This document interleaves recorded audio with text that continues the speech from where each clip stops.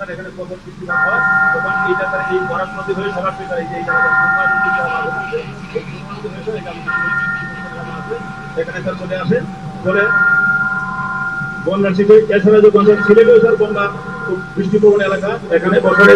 গড়ে 5,500 মিলিমিটার বৃষ্টি হয়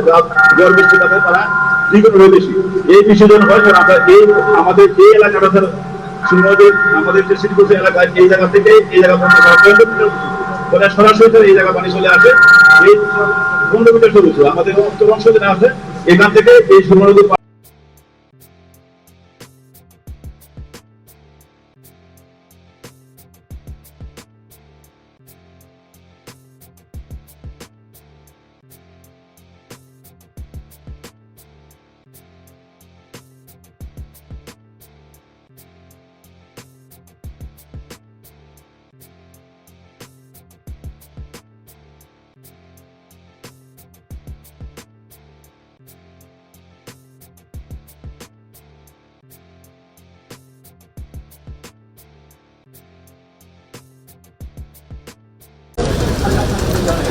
ওই বৃষ্টি তো পরে হয়েছে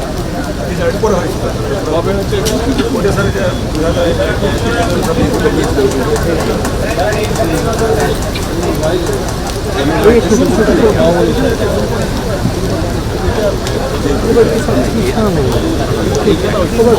এটা